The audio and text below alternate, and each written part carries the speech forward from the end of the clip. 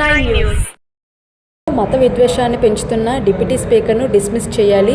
పెద్దపేటలో దళితులపై దాడి చేసిన దోషులను తక్షణమే అరెస్ట్ చేయాలి. గొంతే నమ్మగుడిని ప్రభుత్వమే నిర్మించాలి. ఆకివీడులో కులమతాల ఘర్షణకు కారకుడైన డిప్యూటీ స్పీకర్ రఘురామకృష్ణరాజును పదవి నుండి తొలగించాలని, పెద్దపేట దళితవాడపై మూకుముడి దాడికి తెగబడిన వారిని తక్షణమే అరెస్ట్ చేయాలని విదసం ఐక్యవేదిక రాష్ట్ర convener doctor Busi Venkatrao demand చేశారు. మరెన్నో విషయాలు మీడియాతో మాట్లాడారు. అరెస్టు చేయాలి. పెదపేటలో దళితులపై దాడి చేసిన రఘురామ అనుచరులను వెంటనే అరెస్టు చేయాలి. పెదపేటలో దళితులపై దాడి చేసిన రఘురామ అనుచరులను వెంటనే అరెస్టు చేయాలి. పెదపేటలో రఘురామ అనుచరులను వెంటనే విడుదల చేయాలి.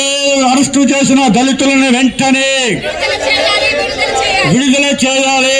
దళితులను గాయపడిన దళితులను వెంటనే డిస్మిస్ చేయాలి. మత కలహాలు రెచ్చగొడుతున్న రఘురామకృష్ణరాజును వెంటనే డిస్మిస్ చేయాలి.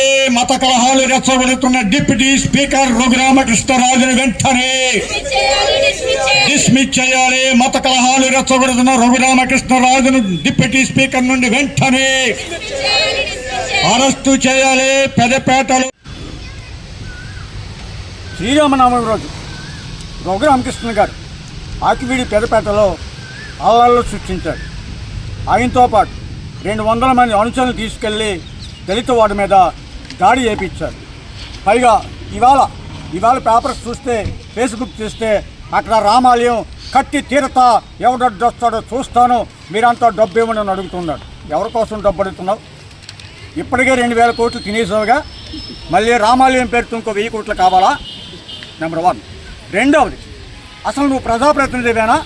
నువ్వు నిజమైన ప్రజాప్రతినిధి అయితే అక్కడ ఘర్షణ లేకుండా ఆ గుడి ఏంటి, దాని చరిత్రను తెలుసుకొని పెద్ద మనుషులను పిలిచి సామరస్యంగా సమస్య పరిష్కరించాలి బాధ్యత ఉంది కదా.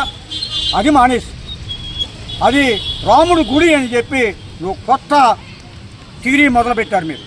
నేను చెప్తా ఉన్నా, రఘురామకృష్ణరాజు చరిత్ర తెలుసుకోండి. అది మా పూర్వీకుల దేవత గొంతెనమ్మ గుడి. దాంట్లో రాముడి విగ్రహాన్ని ఒక వైశ్యుడు దాచుకున్నాడు, వాళ్ళ ఇంట్లో పెడితే ఇబ్బంది అని చెప్పి. అది నీకు వంకొచ్చి ఇవాళ రామాలయం కడతానని చెప్పి, లేకపోతే ఇక్కడ బొట్లు లేని వాళ్ళు ఉన్నారు, ఈ చర్చలకి పర్మిషన్ లేవు, వీళ్ళ చర్చకెళ్ళే వాళ్ళు చర్చలు రద్దు చేస్తానని చెప్పి కులాలు మతాల మధ్యన గీత గీసి ఒక పక్కనే కాషాయ జెండా పెట్టి ఒక గ్రూప్ని తయారు చేసి రెండు రాముడు గుడి కడదాం, ఆకివీడి వెళ్దామని చెప్పి స్లోగన్లు ఇప్పించి, ఒకవైపు మా ఇంటి మీదకి వస్తే అడ్డుకున్నందుకు మమ్మల్ని కొట్టి, ఇవన్నీ డిప్యూటీ స్పీకర్గా పనికిరావు. ఇతను డిప్యూటీ స్పీకర్కి అనర్హుడు. ఇతన్ని డిప్యూటీ స్పీకర్ నుండి డిస్మిస్ చేయాలని చెప్పి డిమాండ్ చేస్తాం. ఇతను డిప్యూటీ స్పీకర్కి అనర్హుడు. ఇతన్ని డిప్యూటీ స్పీకర్ నుండి కాదు, ఎమ్మెల్యే నుండి కూడా డిస్మిస్ చేయాలని చెప్పి డిమాండ్ చేస్తాం. ఇక ముఖ్యమంత్రి గారు, మీరు దాడిని ఖండించడం కాదు, మీరు చాలా తప్పు మాట్లాడారు. అక్కడ నేరస్తుడు ఎంతటి వాడైనా శిక్షిస్తానని చెప్పి అనాలి. కూటమి నాయకుల మీద దాడి అని చెప్తున్నారు. కూటమి నాయకుల మీద దాడి కాదు, రఘురామకృష్ణరాజు అనుచరులు మీ దళిత ప్రజల మీద దాడి చేశారు. వాళ్ళు మీ ప్రజలు కాదా? దాన్ని మీరు ఖండించాలి. ఎవరైతే మా ఇళ్ళ మీద దాడి చేశారో వారి మీద కేసు పెట్టాలి. ఆ గుడిని ప్రభుత్వ ఖర్చులతో మీరే నిర్మించాలని చెప్పి ప్రభుత్వాన్ని డిమాండ్ చేస్తూ ఉన్నాం. నిన్న రాజమండ్రి స్పెషల్ కోర్టులో ఒక దుర్మార్గమైనటువంటి ఆర్డర్ వెలువడింది.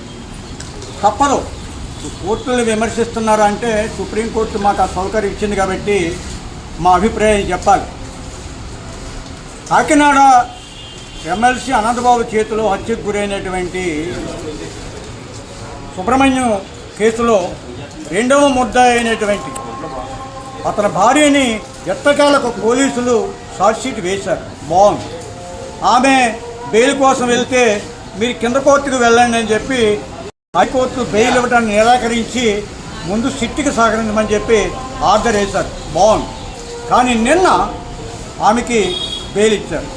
ఇది ఎలా ఉందంటే, దళితుడిని ఎవరినైనా చంపేసి ఓ 2 సంవత్సరాల పరారులో ఉండి ఏదన్నా పలుకుబడి ఉంటే లేదా డబ్బున్న లాయర్ను పట్టుకుంటే మనకు బెయిల్ వచ్చేస్తుంది అనేటువంటి సిగ్నల్ సమాజానికి వెళ్తూ ఉంది. ఎప్పుడు కూడా కోర్టులు, చట్టాలు, న్యాయస్థానాలు, పోలీసు వీరందరూ కూడా సమాజానికి ఏమి సంకేతం ఇవ్వాలి? అరే ఖబర్దార్, నేరం చేస్తే నువ్వు బొక్కలోకి పోతావురా వెధవా, మీరు పద్ధతిగా ఉండండి, సిటిజన్ లైఫ్ సిన్సియర్గా ఉండండి అని సంకేతం ఇవ్వాలి. అందుకనే ఈ శిక్షలు, నేరాలు, జైళ్ళు, బెయిళ్ళు. కానీ ఇక్కడ ఎమ్మెల్సీ భార్య ఒక్కరోజు కూడా జైలుకి వెళ్లకుండానే ఆమెకు బెయిల్ ఇవ్వటానికి విగసం ఐక్యవేదిక తీవ్ర అభ్యంతరాన్ని వ్యక్తం చేస్తూ ఇప్పటికే 41A నోటీసు ఎస్సీ ఎస్టీ కేసుల్లో వర్తింపజేయటం ద్వారా నేరాలు పెరిగిపోతూ ఉన్నాయి. ఎస్సీ ఎస్టీల మీద దాడులు పెరుగుతూ ఉన్నాయి. ఆ దాడులు అరికట్టాలంటే న్యాయాధికారులు కాస్త ఎస్సీ ఎస్టీ చట్టాన్ని క్షుణ్ణంగా పరిశీలించాలని చెప్పి డిమాండ్ చేస్తూ